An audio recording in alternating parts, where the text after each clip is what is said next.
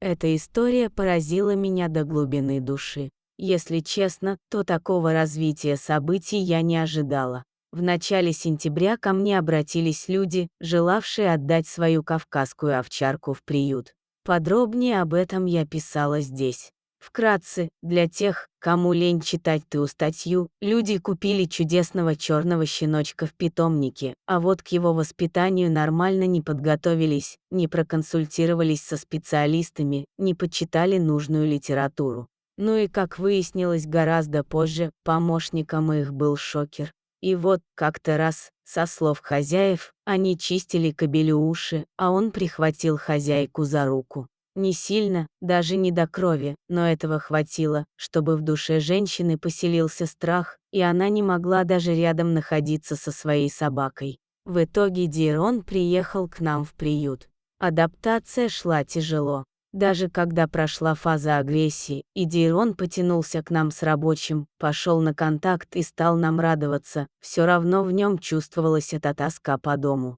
Он часто плакал, когда мы уходили, подвывал, пытался разобрать дверь вольера, выгрызая зубами металлические прутья. Он похудел, начал часто поносить. Мое сердце обливалось кровью, душа болела, и я начала за него переживать очень сильно, сомневаясь, сможет ли Дирон восстановиться после такого горя. Прошел почти месяц со дня приезда Дирана к нам, и мне внезапно написала его бывшая хозяйка.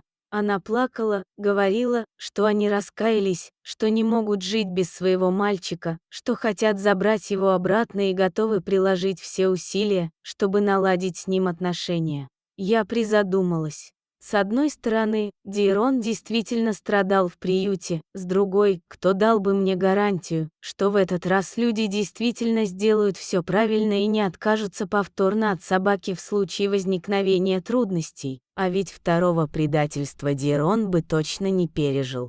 В итоге мы устроили совет в Филях с нашим кинологом Сергеем и ловцом Андреем, еще раз поговорили с хозяевами и дали добро на приезд за Дироном. Хозяева заказали вольер, нашли большую машину, чтобы довести собаку до дома. Путь предстоял не близкий, и на следующий день с утра выдвинулись к нам. Когда хозяева прибыли к нам, я была настолько уверена в скором хэппи-энде, что сразу же совершила большую ошибку, потеряла бдительность. Дирон, увидев хозяев, завилял хвостом. Мы вместе, к счастью, зашли внутрь, мужчина стал гладить Дирана и обнимать его за шею, как вдруг тот пошел в атаку и вцепился ему в руку. Я не смогла ухватить Дирана за ошейник, поэтому схватила его за шерсть на спине, заорала фу и сумела таки оттащить собаку от мужика. «Выходите оба из вольера», — сказала я. Хозяева выкатились из вольера, мы с Дироном выдохнули, я отпустила его и пошла оценивать масштаб трагедии.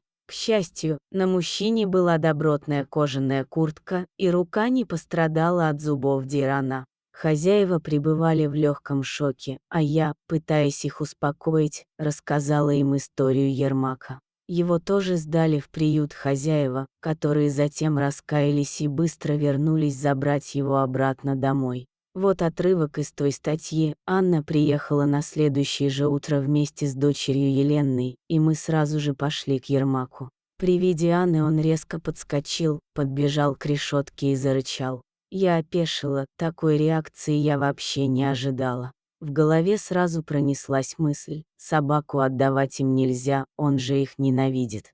Но Анна села на корточки, залилась слезами и стала просить прощения у Ермака за это предательство, за всю ту боль, что он испытал. И уже через пару минут мальчик вилял хвостом и лизал Ане руки, прижимаясь всем телом к решетке. Он ее простил. Они всегда нас прощают. Оказалось, что не всегда. Есть вещи, которые простить нельзя. Никак и никогда. Хэппи-энда для хозяев здесь не случилось. Больше часа они буквально валялись в ногах у Дирана, вымаливая прощение за свое предательство. Мы выходили гулять на поле. Дирон в лучшем случае ходил мимо них, как мимо забора, а в худшем, если они пытались его позвать к себе или погладить, нападал в открытую. Они долго стояли у вольера. Причем в вольере Дирон повел себя так, что удивил меня бесконечно.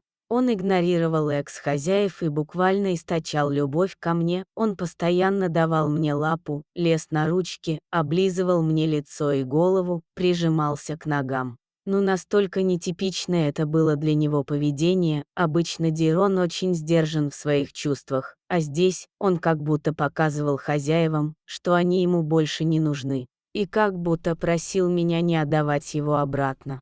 Я попробовала уйти и оставить их наедине, чтобы не отвлекать собаку на себя. Как только я ушла, Дейрон запрыгнул на свою будку и стал следить за моими передвижениями, полностью игнорируя завывающих у двери вольера хозяев. Я вернулась. Дейрон подбежал к двери, радостно облизал мне руки, а как только к нему приблизились бывшие хозяева, поднял верхнюю губу, показал все клыки и зарычал. Собака все решила за себя без моего участия. Он хотел остаться в приюте, был готов и на такое, лишь бы не ехать туда, откуда его выбросили. Он не простил. И этого я никак не ожидала. Хозяева уехали ни с чем, оставив деньги на содержание Дейрона в течение месяца. Если честно, мне их было жалко. Может, они и правда раскаялись. Но было уже поздно. Поезд ушел. А вот Дейрон с того дня просто расцвел. Не успели ворота закрыться за машиной его бывших прибывших хозяев, как он уже радостно скакал со мной по полю. С тех пор он абсолютно успокоился, перестал плакать, ломать вольер, начал лучше кушать и играть в футбол с рабочими. Потому что теперь ситуация изменилась. Это не его бросили хозяева, это он их бросил. Вообще, Дейрон – потрясающий пес, я не вижу в нем никаких тараканов, и я уверена, что он станет чьей-то прекрасной, домашней собакой. Надеюсь, что скоро найдется тот, кто захочет стать его семьей, его новым миром. А мораль этой басни такова: прежде чем предавать кого бы то ни было, прежде чем делать больно живому существу, подумайте как следует. Дороги назад может и не быть, и прощения вы уже можете и не получить. Также всегда благодарны за любую помощь в содержании и кормлении наших немаленьких собачек. Заранее спасибо.